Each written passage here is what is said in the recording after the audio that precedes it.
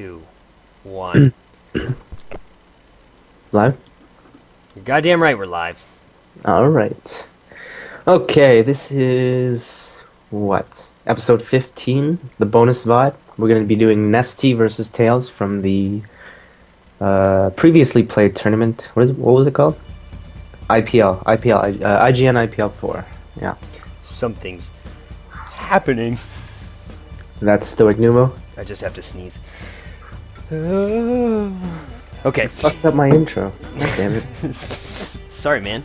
No one knows who the hell I am anymore. Intimate ZVX with Stoic, episode 15, bonus round. That wasn't an echo. That was actually Sean saying round 3 times. Hard to tell. We're gonna do Nestea versus Tails, who is ruining esports. No, that's exactly what I said, wasn't it? I'm kidding. Yeah. Every time there was a Protoss thing that David thought was imbalanced, he'd go, "Oh my God, Tails is ruining esports!" Like he'd make a century and be like, "He's ruining esports." All right. Let me fade out this music. This is the yes. Are you at 1 hour, 26 minutes, 30 seconds? Yep. Oh, sorry guys for the bad quality. We're gonna be recasting a IGN VOD. Yeah, I don't like this quality. I can't see Nestea's face properly. It's all pixely and whatnot. He's a lot more handsome than that. It's true. Oh, do you know what? What? Yeah. What? I have to screen my stream. What? Stream my screen. What? Stream my screen capture. What the hell are you talking about? All right, let's get into it then. Let's get into it. I like it how we pause. It has like Tails on the left, Nestea on the right, VS in the middle. Like, what's up with that? It's like our own overlay. Except we didn't make it, and we should give credit to people, else we'll get in trouble for. We shouldn't. All right, guys. 3, 2. Wait. Make sure you have it blown up too, because every time you. What do you mean? If you open or close the full screen, it'll lag you. So don't do that, or else we'll get. Don't even worry about me. My computer can't lag. It's not even capable of it. It doesn't know what lag is. I built this thing myself, and it's like the fucking dream machine. It just takes lag and speeds it up. Okay, 3, 2, 1, play. Fine. And when Nestea wins a game, my computer actually pours me a Nestea, a tall cool glass. And then you drink it. Okay, count your time. We'll do a time check, make sure we're synchronized.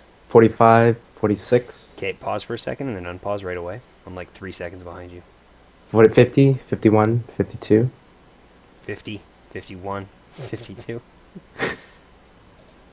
55, 56, We're 57. good. We're good. Okay. God, the color is so horrible. I know. What happened? What happened? Oh my, yeah, great Yeah, camera. look at great camera Tails' work. face. That's the point in time where some jerk on Reddit was taking a print screen and putting it on it like 30 seconds later. Like, oh my God, great camera work. Face. Great camera work. IPL 4. Alright, so this is Nestea versus Tails. This is on the new map Metropolis. Obviously, Nestea's a Zerg. Tails is the, oh my God, imbalanced Protoss. You can see through Nestea's play how tired he gets throughout this tournament. Like, he just gets more and more tired. But I'm going to say that regardless, because I don't think Nestea is ever worse than anybody. Unless he's playing himself, then it's kind of hard to root for somebody. But other than that, it's always Nestea. Agreed.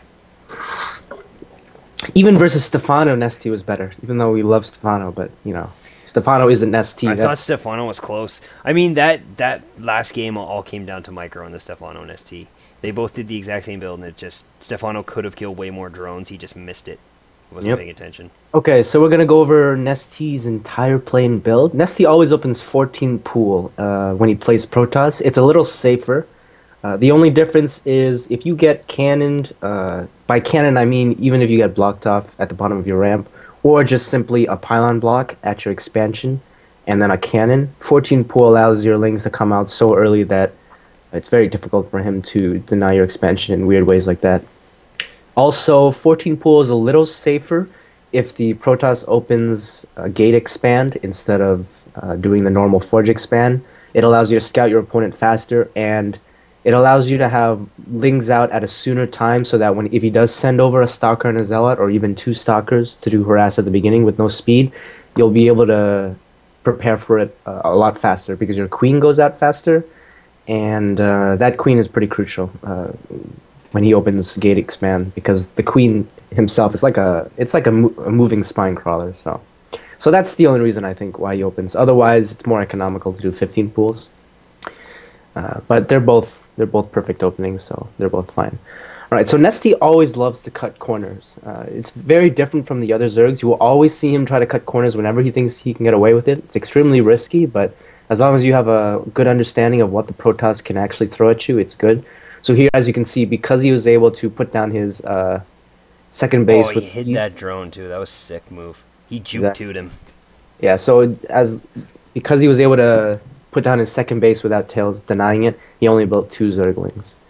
And basically the 2 Zerglings was just to deny the probe scout. So the problem with 2 Zerglings is you don't have a lot of map presence, so it's more difficult for you to catch all the probes he tries to sneak out of his base in order to build proxy pylons. But like I said, if you play this matchup enough times on every map, you kind of get a general sense of where the person can put proxy pylons and at what time proxy pylons can actually become dangerous, which usually is when Warp Gate finishes. So let's talk about this map a little bit, because this just came into the ladder pool like right today. This map makes it very difficult for Protosses to take a third. I don't really think it's because of the positioning of the map, because if you look at the map carefully, it's actually quite similar to, say, Antigua Shipyard, etc. What's difficult about it is it's impossible for you to design a strategy in which the Zerg doesn't know if your intentions are to take a third. And the reason is it's because of those rocks. Like the minute he sees you take those rocks down to half HP, even if you were doing it as a Protoss player to trick the Zerg into taking an expansion and then going all in, the time you take taking it down to half HP is already wasted from a normal, 4-gate push, or 7-gate all in, or 8-gate with a Robo with a Mortal all in, or Blink Stalker all ins, or any type of all in. So it's hard to hide your intentions because you have to take the rocks out. So here we see Tails doing that. Obviously, Nestea is droning up extremely hard. He goes all the way to 51 food here, and I believe Nestea takes 3 gas all at once. So it's a little bit of a greedier opening. It's very solid. And here he's going to take 1, 2 gas, and he should be taking a third. There we go, he's taking 3 gases. So just a different style of opening. I think it's the same timing-wise, whether you want to layer tech or build roaches or get speed or whatnot, from building 2 gases at about 41 food. So Nestea even goes up to 4 here. And the timings on how many gases you want to take really just is on your saturation of drones. So that's why it's so important to constantly box your drone line at every base. It allows you to even the drones out so that you have an even amount of drones at each base. And it also allows you to know when you can afford more gas. I believe 2 gases at 35 drones is acceptable. At 45 drones, you should be having 3. And anywhere above 50 drones, you should be getting 4+ gas, depending on how fast your layer tech's going to be. So here we see Nestea doing a very safe build. He puts his Roach Warren down at about 6 minutes and 40 seconds, which is extremely early. But to make up for that, he puts it down early in case he needs to build roaches. But as you can see, once he realizes that there's no pressure coming, the first thing he does is he gets his layer tech instantly, even before speed. So very, very smart reactionary play. It's kind of like a Terran player building a bunker, seemingly for no reason, just because he's unsure of whether or not he's going to need it, and then just salvaging it the instant it's being built once he realizes the Protoss is taking a third in this case. So Nestea does scout this with his Overlord, and the first thing he does is build 10 drones, and I want to stress this, because a lot of people, when they see Protosses take ridiculously early thirds like this third is before the 9-minute mark, right? The first thing that goes off in their head is, I gotta punish him. So most players, and I even see this in most pros who are not as good as Nestea, but that's like, who's as good as Nestea? It's like 100% of Zergs minus Dongray too. And maybe Stefano in some cases. In some ways. Okay, but the first thing they do when they see that is they build a round of units, and that is such a mistake. See, Nestea here understands that because the third just went down and he just realized it, the only way you can actually punish this third, if you wanted to punish it now, it's not that you couldn't, is if you already had like 10 roaches out when that third went down. Because then, if you didn't build anything but units, you'd have like 20 roaches you could push out now, maybe do some kind of damage with speedlings following behind. But the second he realizes that the third is there, he doesn't have any units out. So it's better to just use your next round as complete drones to fully saturate all the way at 72 drones now, and take another base, because then your remax value on your unit pumping that he's doing right now will be super, super powerful compared to if you only had, say, 65 drones at the 10-minute and 30-second mark. So as you can see, he can afford so much now. He's going to be able to max at like 1130 and afford Aspire and afford a third base and afford Burrow with Roach speed and +1. And that's because Tails taking a ridiculously early third can mean two things for this deck. Obviously, it can mean I can punish him because he's taking a ridiculously early third, but there's also the other side of early econ for Protoss. It's now I'm 100% safe, and I can get to 72 fully saturated 3-base drones, with complete ease, without worrying about proxy pylons, without worrying about DTs or void rays, or worrying about any type of pressure. So as you can see, Nestea's pretty much maxed here at about 1130. He's going for that 1130 max. Yep. And this is where I don't really agree with the way Nestea plays. This differs from the way DRG plays, and especially to Stefano. And I want to stress this because I honestly think Stefano's way of playing this is a little bit better. And it's because he mixes in Lings more heavily into this army composition. So here we have Nestea, and he has a gazillion roaches, like basically completely maxed 200 food just on roaches. And as we're going to see here, it works, but it only works because Tails kind of screws up here. Like the thing is, when you max just on roaches, the actual counter to max roaches and nothing but roaches is basically force fields. But if you mess up the force fields like Tails is doing here and lose sentries, then max roaches becomes the absolute most powerful thing the Zerg can do. So because the sentries were all killed here, if he had Lings, they would do nothing. So him maxing on nothing but roaches here is actually the right decision. But that's really counting on the Protoss screwing up. So here we can see Nestea just completely dominating his opponent. So the right choice in this situation to build roaches. But what if his force fields were perfect? And the thing with perfect force fields is, if you force field properly at the right choke, having 50 roaches and having 35 roaches is exactly the same thing. So building 30 roaches instead of 50 and having the rest in Lings allows you to pool up gas. So here we see Nestea at 1400 minerals and 300 gas. So let's say hypothetically that Tails perfectly force fielded this. Nestea can't counterattack it to the second base because Tails has like 10 cannons there, and he wouldn't be able to push into this third. And even if he did, the cost would be so inefficient that, as you can see here with 2 Robos, his Immortals would have popped out in time, and Nestea would have been forwarded back.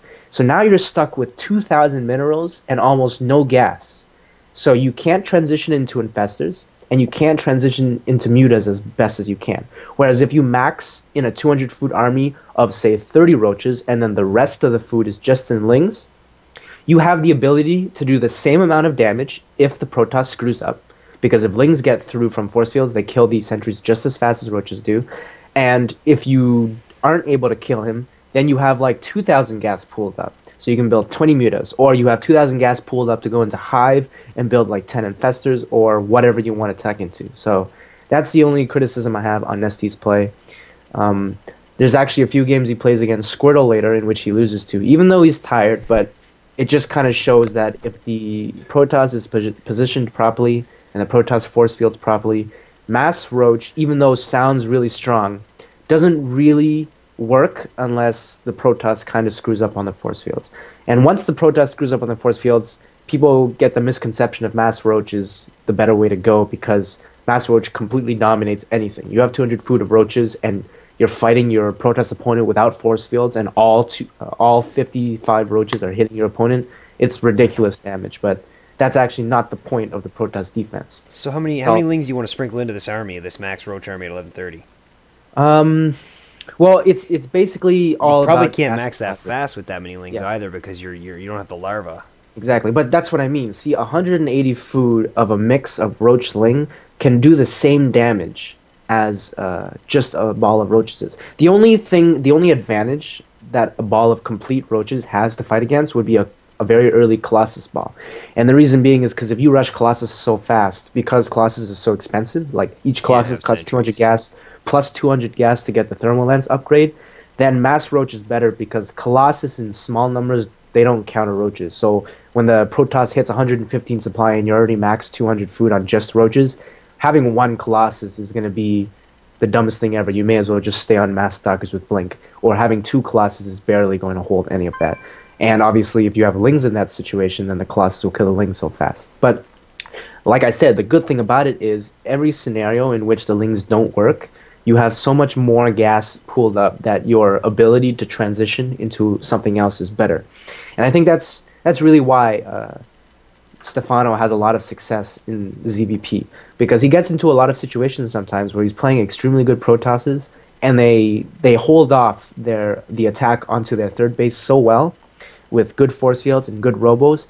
But at the end, Stefano, instead of having 3,000 minerals and no gas, has like 2,000 of gas and minerals, and then instantly builds 12 infestors and just builds 20 spines across 4 or 5 bases. And then there's nothing the Protoss can do at 120 food to kill Stefano until he's already reaching Broodlord tech. And then by the time they push out, it's really close, but at least he's transitioned into Broodlord tech and the game keeps going on. Whereas the way that Nestea plays, it's very difficult to go into Broodlord tech. And I think he knows that, because that's why he never puts down an Infestation Pit after doing this. He always puts down a Spire tech. He's never a fan of long games either. Yeah, it's a very gimmicky way of playing, because if the Roach attack does fail and you have low amounts of gas and you have just the Spire tech, the only thing you can actually transition to is Mutalisks. And then because the Protoss was successfully able to secure a very early third base, the game will always be in favor of the Protoss in terms of army. So the only way you can win is either number 1 a base trade, or number 2 the Protoss screws up and you get a run by Sniper Nexus or something. So a very gimmicky way of playing into the mid game if the early game doesn't successfully go through. So it's a little bit risky. I don't agree with it that much, but it is his style of play. That's pretty much all he does now in ZvP. And I guess it's fine. All right. Baller. Alright guys, thanks for watching. That's week 15. Sorry the bonus VODs were a little late, but meh. You know what? I'm not sorry. We'll do them whenever the hell we want. Yeah. Alright, see you guys next episode. Oh wait, are we gonna plug? Plug Complexity Academy. We're casting Complexity Academy this weekend. Plug. So tune in. Actually, sign up if you guys are mid-masters. Sign up for this. Twix just doubled the bracket. We had 128 signups. Now there's 256. So we need. Well, I guess they could take a lot more people. Top 4 get a spot in Complexity Academy, and then there's one invite where it's just it doesn't matter how they do. They might not even play in that tournament. Yep. And guys, feel free to comment on how bad we cast, because yeah, we are actually really we don't bad. actually cast that much, so we need your feedback, and you guys are our fans, so fans. Especially that guy that I said fuck you to, and he was a real good sport about it in the thread. Yeah, don't when Sean says that, he doesn't mean it. He says it to me all the time. I mean it every goddamn time. All right, Sometimes peace. I cry at night. I'm out. Stoic out.